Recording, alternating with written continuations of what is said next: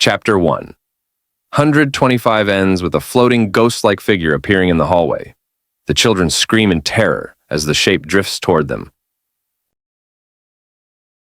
Lloyd Forger and Frankie Franklin review a printed photograph of the ghost sighting.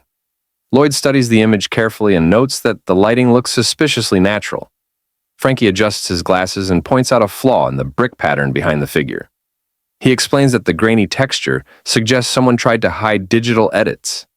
Frankie then mentions an infamous underground forger known as Silver Halide, a specialist in creating convincing photographic fakes. Lloyd's expression tightens. This is no ordinary prank. The forgery may be tied to the strange events happening at Eden Academy. Henderson rides quietly in the back of a car, his posture straight but heavy with disappointment.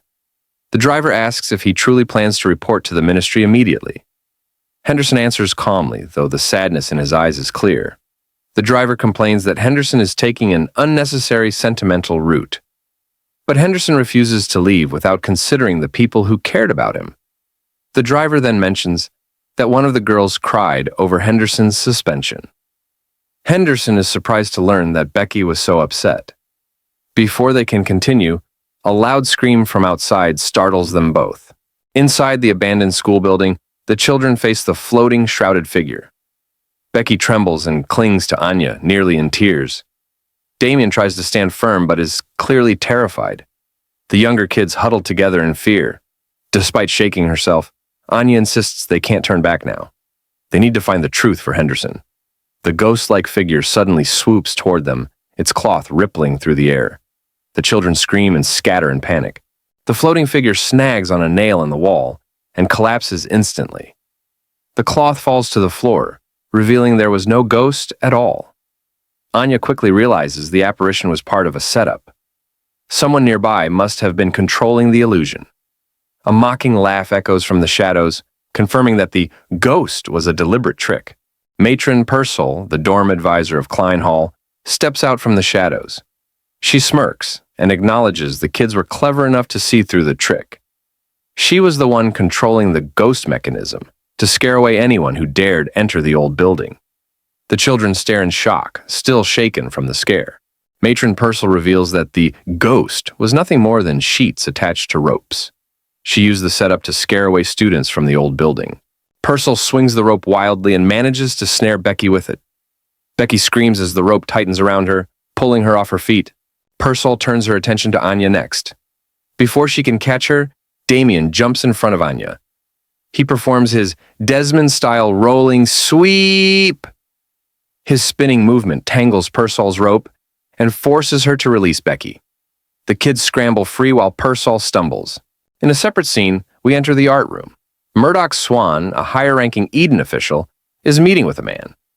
The man is bribing Swan with 60,000 dalk to get his son admitted into Eden Academy. Swan accepts the money with a smug smile. He assures the man that admission slots will be available. He explains that the selection committee only cares about money, and as long as the process looks legitimate, there will be no issues. The man leaves satisfied. Outside the door, hiding in the hallway, we see Anya, Damian, and Becky watching everything. They whisper to each other, confused about what they just witnessed. Inside the room, Swan speaks with another school official. The official tells Swan not to worry. With Henderson gone, they will replace him on the admissions committee with someone loyal to them. When the new school year begins, they will make a fortune selling Eden admissions. Swan complains that life was easier when his father was dean. He says breaking into Henderson's safe was simple. He used his father's old key and even recruited a security guard to help. He mocks the school for never upgrading the private safe. Swan says they've done all the preparation they need. Now they just have to find the right customers and plan their pitch. He says they no longer need the fake newspaper article and should get rid of it. He declares he never wants to see Henderson's face again. The other official agrees, and then the door slams open. Anya, Becky, and Damian burst into the room. Damian declares, "So this is what it's all about." Becky adds that they framed Henderson just to make money. Anya stands wide-eyed, shocked but determined. Swan's partner panics, asking how the kids even got here. Swan recognizes them as students from Cecile Hall. He asks sarcastically if they got bored at Henderson's retirement party. Damian threatens them. They will tell everyone how Swan fabricated the charges. Becky agrees, saying Swan and his cronies will be the ones kicked out of Eden. Swan asks what proof they have. Damian points out that the newspaper article was obviously fake. Anya, clueless, whispers, "What's clear?" Becky says they'll find the manipulated photos in the dark room next door. Swan holds up the photo himself, along with the negatives. He claims the image is real. Damian refuses to believe it. Henderson would never do what Swan accuses him of. Swan lies further. He claims he only revealed the truth in the name of justice, and leaked the photo under a fake name because Henderson is a violent man. Becky insists the photo must be a composite. She says the real photos must be somewhere else. Swan smirks and tells them to search all they want, knowing he already hid the originals. In his thoughts, Swan admits he paid a master forger to create the images, and that the pre-composite photos are nowhere near this room.